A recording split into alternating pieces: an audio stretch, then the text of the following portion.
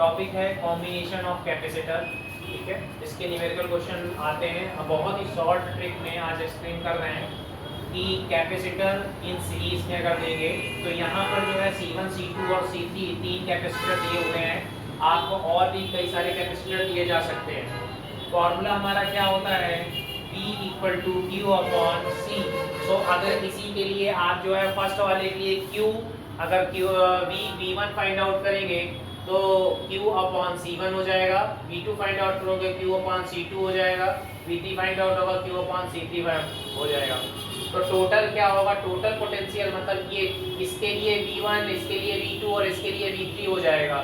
But total जो रखा हुआ है वो हमारा टोटल V कहलाएगा। So V equal to we can write V1 plus V2 plus V3। फॉर्मूले के अकॉर्डिंग जो ये V है इसको भी हम we can write V equal to Q upon CS। S का मतलब हो जाएगा क्योंकि ये सीरीज में रखा हुआ है इसलिए इसको S लिया जाएगा। So we can write Q upon CS। इसी वाले जो पॉइंट है इस वाले इक्वेशंस में हम लोग V की वैल्यू पुट अप करते हैं। So we can write Q upon CS और V1 इक्वल टू इसकी वैल्यू पुट अप करेंगे Q upon C1, V2 equal to Q upon C2 and V3 equal to Q upon C3। Equation मेरे पास में ये मिल जाएगी।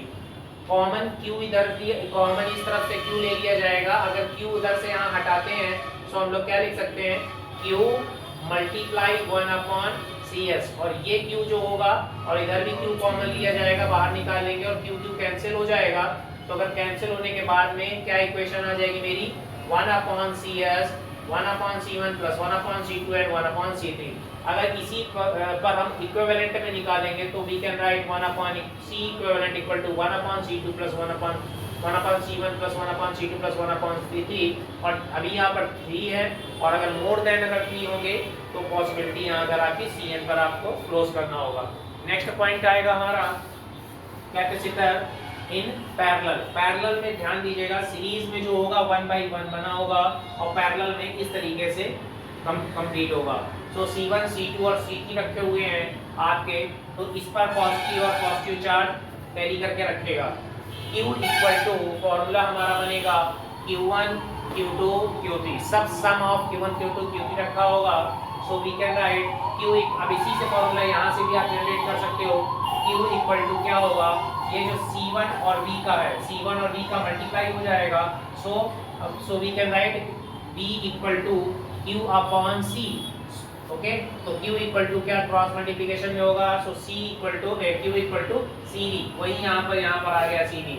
अब यहाँ पैरेलल पर रखा हुआ है तो यहाँ पर CP लिखा जाएगा। ऐसे Q1 की वैल्यू C1 V1 हो जाएगी, Q2 की C2 V2 हो जाएगी और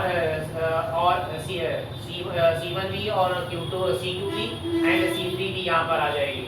तो उनकी सबकी वैल्यूज जो होगी आप इस वाली इक्वेशन पर वैल्यू पुट अप कर दोगे। So we can obtain CPV equal to C1 V plus C2 V plus C3 V।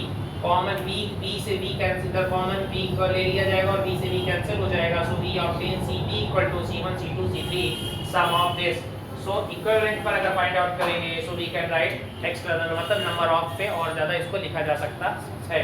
सो इस तरीके से आपके पैरेलल और सीरीज के क्वेश्चन बनेंगे। ये इसका डेरिवेशन है और क्लास में भी मतलब बोर्ड लेवल पर ये आता है और आप इसको कंप्लीट कर सकते हो। 12th पर ये आएगा, ठीक है। और इसके बाकी न्यूमेरिकल क्वेश्चन और बाकी नोट्स जो है डिस्क्रिप्शन पर आपको मिल जाएंगे, वहाँ से इसको देख लीजिएगा। Thank you.